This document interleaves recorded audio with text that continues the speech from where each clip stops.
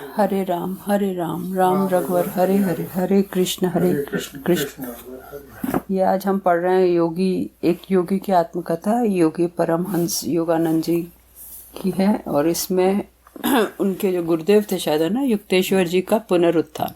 ये परलोक वार्ता है ये। हाँ, तो इसमें वो स्वामी योगानंद जी लिखते हैं कि जब मैं बम्बई के रीजेंट होटल में अपने कमरे में बैठा हुआ था, 16 कलाओं के अवतार एक चकाचौंध करने वाले तेज प्रकाश के मध्य प्रकट हुए। भगवान श्री कृष्ण सामने वाली ऊंची इमारत की छत पर यह अवर्णनीय दृश्य एकाएक मेरे दृष्टिगोचर हुआ जब मैंने तीसरी मंजिल पर स्थित अपने कमरे की खिड़की से बाहर देखा। भगवान श्री कृष्ण मधुर हास्य के साथ सिर हिलाते हुए हाथ से कुछ संकेत कर रहे थे, पर मैं उनके उस संदेश को ठीक ठीक समझने में असफल रहा। अंत में आशीर्वाद का संकेत करते हुए वे अंतर्ध्यान हो गए। मन एक आश्चर्यजनक आनंद से ओतप्रोत हो उठा और मुझे ऐसा लगा कि शीघ्र ही कोई आध्यात्मिक घटना घटने वाली है। मेरी पश्चिम की यात्रा कुछ समय के लिए रद्द हो गई थी। इनकी जो शिप जो जा रहा था, वो शिप जो है वो डिले हो गया था महीने भर। तो इन्होंने सोचा मैं महीने भर बॉम्बे में रह के क्या करूं, तो मैं पुरी चला जाता हूं। तो पुरी से लौट के आ गए थे अब, और शायद कुछ दिनों में इनका शिप जाने वाला था। पुनः कलकत्ता और पुरी लौट जाने के पूर्व बम्बई में मुझे कुछ सार्वजनिक व्याख्यानों का कार्यक्रम पूरा करना था। भगवान श्री कृष्ण के दर्शन के एक सप्ताह बाद 19 जून 1936 के अपराह्न में 3 बजे मैं बम्बई के होटल में अपने पलंग पर ध्यान में मग्न बैठा हुआ था। हठात एक परम आनंदित करने वाले दिव्य प्रकाश से मेरा ध्यान टूट गया। मेरे खुले और विस्फोरित नेत्रों के सामने एक विचित्र दृश्य घटित हुआ। सारा कमरा एक अद्भुत विश्व में परिवर्तित हो गया और सूर्य का प्रकाश एक स्वर्गीय तेज में बदल गया। रक्त मांस के शरीर में श्री युक्तेश्वर जी महाराज मेरे सामने खड़े थे। मास में आ गए। हाँ, उनके गुरु थे वो, है ना, जिनको दफन करके आए थे, मतलब समाधि दे के आए थे। उनका अचानक दर्शन पाकर मैं एकदम हर्षोन्मत्त हो उठा। गुरुदेव के मुंह पर एक देव दुर्लभ मुस्कुराहट खिल रही थी। उन्होंने स्नेहवल स्वर में कहा, मेरे बेटे, जीवन में यह पहला ही अवसर था जबकि मैं झुककर गुरु चरणों में प्रणाम करना भूल गया।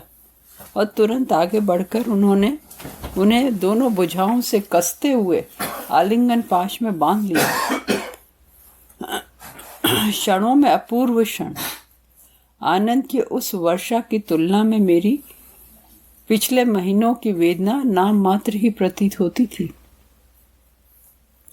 आनंद इतरेक में असंगत सा होकर बोलने लगा, मेरे गुरुदेव, मेरे अंतर्धन, आप मुझे छोड़कर क्यों चले गए? आपने मुझे कुंभ मेले में क्यों जाने दिया? आपको छोड़कर चले जाने के कारण मैंने अपने आप को कितना कोसा है। तो युक्तेश्वर जी ने कहा, जिस स्थान पर मैंने प्रथम बार बाबा जी का साक्षात्कार किया था, उस तीर्थ क्षेत्र के दर्शन की तुम्हारी सुखद प्रत्याशा में बाधक नहीं बनना चाहता था। मेरा तुम्हारा वियोग तो केवल थोड़े समय के लिए ही था। क्या मैं पुनः तुम्हारे पास नहीं लौट आया हूं? परंतु सचमुच क्या आप वही ईश्वर के सिंह मेरे गुरुदेव हैं? क्या आप वही शरीर धारण किए हुए हैं जिसे मैंने पुरी की निष्ठुर बालों में समाधिस्थ कर दिया था? बालों में? हाँ मेरे बच्चे, मैं वही हूँ। यह रक्त मांस का ही शरीर है। यद्यपि मेरी दृष्टि में यह सूक्ष्म है, तथापि तुम्हारी दृष्टि में यह भौतिक शरीर ही है। मैंने ब्रह्मांड के अणुओं से ठीक उसी प्रकार के नए शरीर की रचना की है जिस प्रकार के शरीर को तुमने अपने स्वप्न जगत के पूरी धाम में स्वप्न बालुका के नीचे समाधि दे दी थी। सत्य तो यह है कि मृत्यु अवस्था से मैं पुनरुत्थान हुआ हूं, पर इस पृथ्वी पर नहीं अपितु सूक्ष्म जगत में। इस पृथ्वी के मनुष्यों की तुलना में वहां के निवासी मेरे उच्च आदर्श के अधिक अनुकूल हैं। तुम और तुम्हारे अति प्रियजन भी किसी दिन मेरे पास आ जाएंगे। या मैं लेने आ जाऊं? अमर गुरुदेव, मुझे और अधिक बताइए। तो गुरुदेव ने तुरंत विनोदपूर्ण हास्य किया और कहा, प्रिय बेटे, वाला किस्सा जो है हाजी बाबा के साथ सैकड़ों लोगों के साथ हुआ है। हजरत बायजीद बस्तामी साहब के साथ हुआ है। उन्होंने किसी को कह दिया था कि मेरे मरने के 20 साल बाद तुम्हारी मौत होगी तो मैं तुम्हें लेने आ जाऊंगा। वो भी उनके साथ भी ऐसा हुआ कि उन्होंने कहा कि मेरे को जरा जमीन पे लेटा दो। तो उनके लड़के ने पूछा, आप किसको देख रहे हैं? बोले, वो आ गए हैं भाई अब्दुल हसन किरगानी साहब लेने आ गए हैं मेरे को। तो उन्होंने कहा कि प्रिय बेटे, जरा अपनी पकड़ तो ढीली करो। तो मैं उन्हें अष्टपाद ऑक्टोपस के समान बाहुपाश में जकड़े हुआ था। मैंने कहा, केवल थोड़ा सा। पहले उनके शरीर से एक विशेष प्रकार की हल्की हल्की नैसर्गिक सुगंध विकीर्ण हुआ करती थी। आज भी उनके शरीर से ठीक उसी प्रकार की सुगंध आ रही थी। जब कभी उस गौरवमय क्षण का स्मरण हो जाता है, तब अपनी भुजाओं और हथेलियों में उनके दिव्य शरीर के रोमांचकारी स्पर्श का मैं आज भी अनुभव करता हूँ। श्री युक्तेश्वर जी ने बताया कि जिस प्रकार भौतिक कर्म भोग में मानव की सहायता करने के लिए महापुरुषों को पृथ्वी पर भेजा जाता है, उसी प्रकार मुझे एक सूक्ष्म जगत में त्राता के रूप में कार्य करने के लिए ईश्वर ने आदेश दिया है। वहाँ ये 4th और 5th के बीच में काम कर रहे थे, पुल करने का। उस जगत का नाम हिरण्यलोक है। सूक्ष्म जगत के कर्मलोक से छुटकारा पाकर सूक्ष्म पुनर्जगत से मुक्ति लाभ करने में वहां के उन्नत अधिवासियों की मैं सहायता करता हूँ। हिरण्यलोक के अधिवासी आध्यात्मिक दृष्टि से अत्यंत उन्नत हैं। वे सबके सब ऐसे लोग हैं जिन्हें इस पृथ्वी पर अपने पूर्व जन्म में ध्यान बल से मृत्यु काल में सज्ञान भाव से भौतिक शरीर का त्याग करने की क्षमता प्राप्त की थी। जब तक कोई मनुष्य इस पृथ्वी पर सविकल्प समाधि की अवस्था का अतिक्रमण कर निर्विकल्प समाधि की अवस्था में नहीं पहुंच जाता, तब तक उसे हिरण्यलोक में प्रवेश नहीं मिल सकता। हिरण्यलोक के अधिवासी उस सामान्य सूक्ष्म प्रदेश का अतिक्रमण कर चुके होते हैं जहां इस पृथ्वी के प्रायः सभी मनुष्यों की मृत्यु के उपरांत अवश्यमेव जाना पड़ता है। वहां उन्होंने सूक्ष्म जगत के अपने पूर्व कर्मों के अनेक बीजों का विनाश किया है। उच्च अवस्था प्राप्त जीवात्माओं के अतिरिक्त अन्य कोई भी सूक्ष्म जगतों में इस प्रकार के मुक्ति साधक कार्य को सफलतापूर्वक संपन्न नहीं कर सकता। तत्पश्चात विश्व विधान के अनुसार इन साधकों को हिरण्यलोक में नए सूक्ष्म शरीर धारण कर पुनः जन्म लेना पड़ता है, अपने सिलसिले जिससे कि साधारण लोग भी इस जगह पहुंच जाते हैं, ऐसा मेरा ख्याल है। मतलब इतना अपना तो बहुत ऊंचा मामला है और साधारण लोग भी इस जगह आराम से पहुंच जाते हैं। हिरण्यलोक के बारे में हिरण्यलोक बुआ ने जिक्र किया है ना, तुम्हारे कथा में पापा जी के लिए तुमने जो लिखा है इनके बारे में, उसमें है कि हिरण्यलोक की स्थिति जो पहुंचेगा सो जान जाएगा, इस तरह का है, जिससे कि उनके कर्म बीजों की लेश मात्र भी फल शेष न रह जाए और उनकी सहायता के लिए मैं उसी लोक में उपस्थित हूँ। हिरण्यलोक में प्रायः पूर्ण अवस्था प्राप्त जीव भी निवास करते हैं जो उच्चतर कारण जगत में वहां आए हैं। गुरुदेव के मन के साथ मेरा मन पूर्ण रूप से इस तरह एकाकार हो उठा था कि आंशिक रूप से वाणी द्वारा और आंशिक रूप से विचार संक्रमण द्वारा वे अपने शब्द चित्रों को मुझ तक पहुंचा देते थे। इस प्रकार मैं उनकी सारी विचार तरंगों को शीघ्रता से ग्रहण कर लेने में समर्थ था। जिसमें कल अपन ने सुना था ना कि वो बंकिम जी पहुंच गए थे, वहां पे एक साधु आया, उन्होंने कुछ खाने को दिया तो उससे उनके सारे सूक्ष्म जो है वासनाएं और कामनाएं, वो सब माया जो है लुप्त हो गई। तो वो इसी तरह का काम युक्तेश्वर जी साहब को मोस्ट लाइकली शायद दिया हो गया होगा। गुरुदेव का संभाषण जारी रहा। उन्होंने कहा कि तुमने धर्मशास्त्रों में पढ़ा है कि ईश्वर ने मानवता को पर्याप्त क्रम से 3 शरीरों में आबद्ध कर रखा है। वे हैं भाव तथा कारण शरीर, सूक्ष्म आतिवाहिक शरीर जो मनुष्य की मानसिक और भावात्मक प्रकृति का स्थान है, और स्थूल पंच भौतिक शरीर। स्थूल सूक्ष्म कारण शरीर। पृथ्वी पर मनुष्य भौतिक इंद्रिय अनुभूतियों से युक्त रहता है।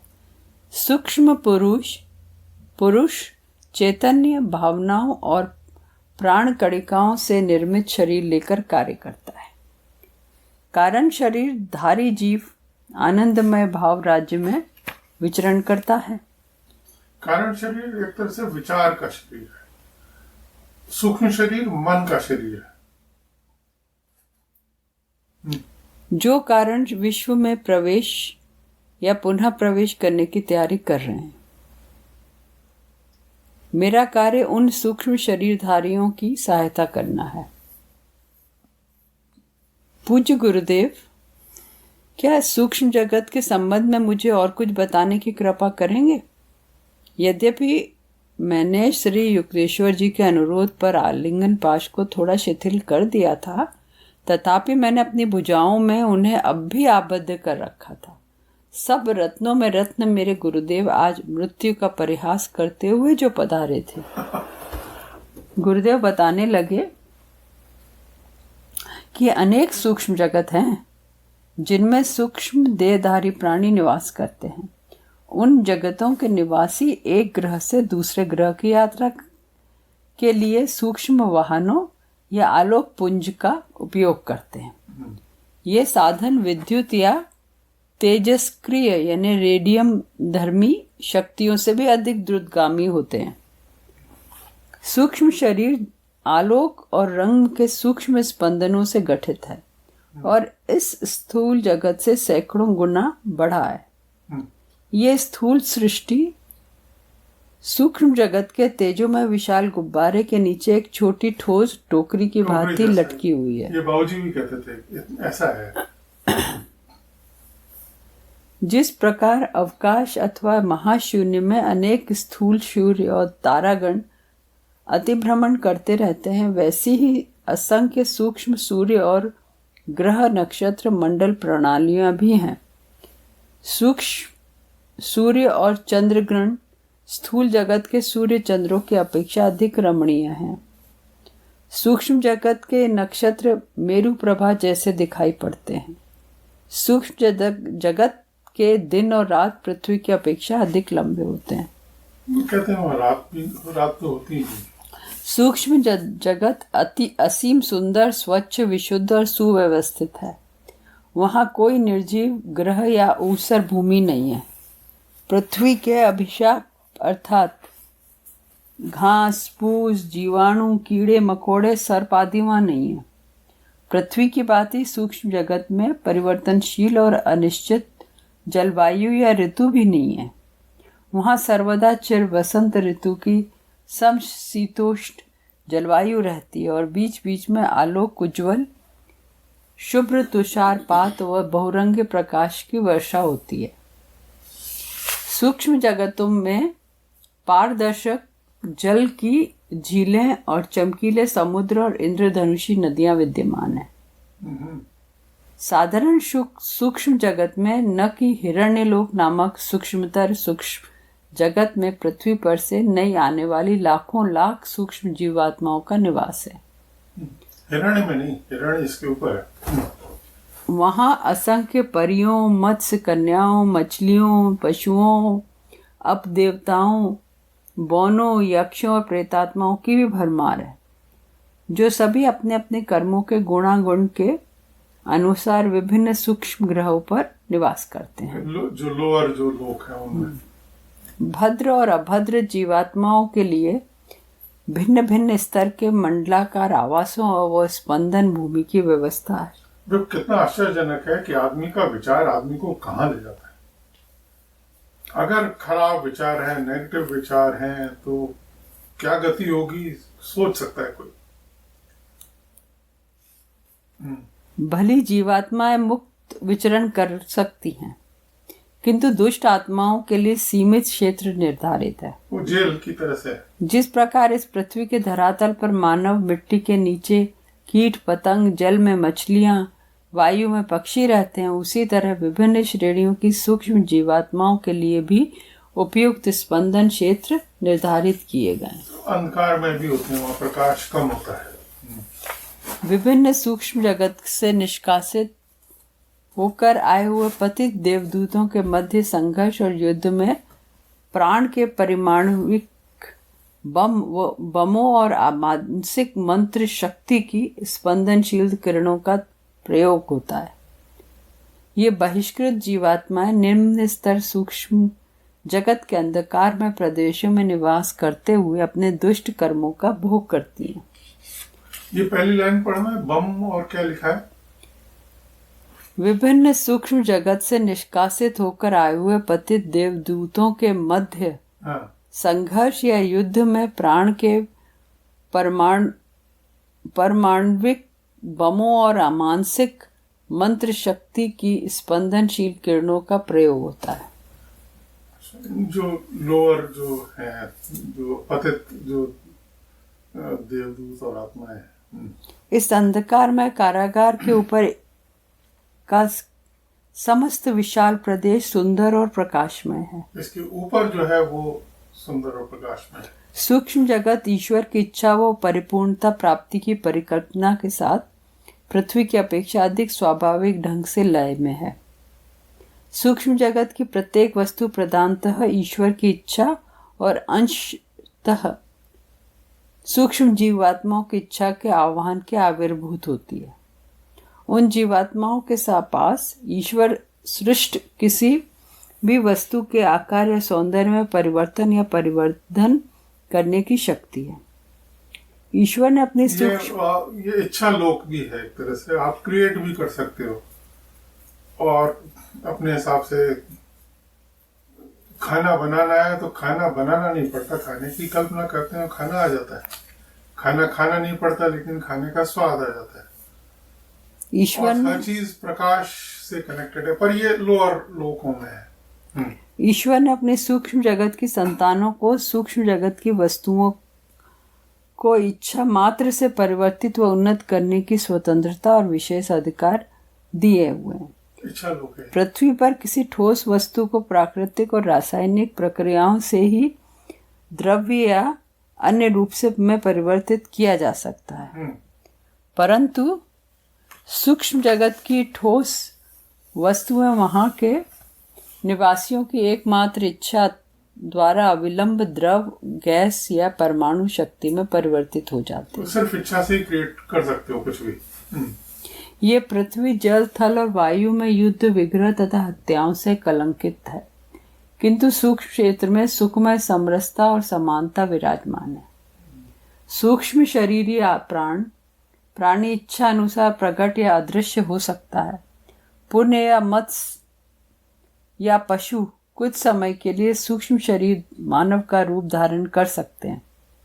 सूक्ष्म जगत की सभी जीवात्माओं को कोई भी रूप धारण करने की स्वतंत्रता है और वे अति सरलता से परस्पर संपर्क स्थापित कर सकते हैं। वे किसी भी स्थिर और निश्चित प्राकृतिक नियम से बंधे हुए नहीं हैं। उदाहरण के लिए सूक्ष्म जगत के किसी भी वृक्ष से आम या फूल या कोई भी अन्य इच्छित पदार्थ सफलतापूर्वक प्राप्त किए जा सकते हैं। मतलब वो पेड़ किसी भी चीज का है लेकिन कोई सा भी फल उसमें से लिया जा सकता है। कतिपय कर्म बंधन अवश्य है, परंतु सूक्ष्म जगत के भिन्न भिन्न आकार धारण करने के विशेष में कोई प्रतिबंध नहीं है, के विषय में कोई प्रतिबंध नहीं है। वहाँ प्रत्येक वस्तु ईश्वर के रत्नात्मक आलोक से कंपायमान है। हाँ, ये सारा जो अभी भी अब यहाँ इस वर्ड का भी पता लगा रहे हैं, वो कह रहे हैं कि मैटर नहीं है, सिर्फ जो है वो अवेयरनेस ही है, जो कि उससे ही मैटर क्रिएट हो जाता है। वहाँ कोई भी जीव नारी गर्भ से जन्म नहीं लेता। सूक्ष्म जगत के निवासियों की इच्छा शक्ति ईश्वर अनुकूल होती है। वे अपनी आज्ञा मात्र से विशिष्ट सूक्ष्म शरीर युक्त संतान उत्पन्न कर लेते हैं। संघ जड़ देह युग मुक्त जीव अपने ही समान नैसर्गिक और आध्यात्मिक वृत्तियों से आकर्षित होकर सूक्ष्म जगत के किसी परिवार में उसके आह्वान पर जन्म लेता है। सूक्ष्म शरीर ठंड या गर्मी या किसी अन्य प्राकृतिक अवस्था से वशीभूत नहीं होता। सूक्ष्म शरीर में सूक्ष्म मस्तिष्क होता है, जहाँ आलोक निर्मित सर्वदर्शी सहस्त्र दल कमल आंशिक रूप से क्रियाशील होते हैं रहता है। सूक्ष्म शरीर ठंड या गर्मी या किसी अन्य प्राकृतिक अवस्था के वशीभूत नहीं होता। सूक्ष्म शरीर में सूक्ष्म मस्तिष्क होता है, जहाँ आलोक निर्मित सर्वदर्शी सहस्त्र कमल आंशिक रूप से क्रियाशील रहता है। उस शरीर में सुषुम्ना अथवा सूक्ष्म मेरुदंड में स्थित 6 विकसित पद्य या चक्र भी होते हैं। हृदय इस सूक्ष्म मस्तिष्क से आलोक और सृजनात्मक शक्ति लेकर उसे सूक्ष्म स्नायु तंतुओं और शरीर कोशों में परिचालित करता है। सूक्ष्म जीव प्राण कणिका शक्ति और पवित्र मंत्रों के स्पंद द्वारा अपने रूप से परिवर्तन करने में समर्थ होते हैं। ठीक है। दिक्कत क्या है कि अभी ऑफ मत करना। दिक्कत क्या है कि सारा खेल जो यहाँ इस दुनिया में था वो वहां भी चालू है। इच्छा का वहां पे भी खेल चालू है। इच्छाओं से तो परे जाना है, और वहां पे भी आप इच्छा कर रहे हो और बंध रहे हो। यहाँ पे इच्छा करने पे कोई चीज आपको अमेज़न से मंगानी पड़ती है या कुछ करना पड़ता है, वहां तो कल्पना करती आ जाती है। इससे निकलना है बाहर, और प्रभु ऐसी कृपा करें कि ये सारा खेल खत्म हो, इच्छाएं, वासनाएं, कामनाएं सारी खत्म हो, और सिर्फ एक ही इच्छा हो, ईश्वर तत्व में समाहित होने की, बस। और बाद में वो भी नहीं रहे। यही एक कुंजी है सफलता की। बाकी तो सारा ट्रैप है, बहुत बड़ा फंदा है।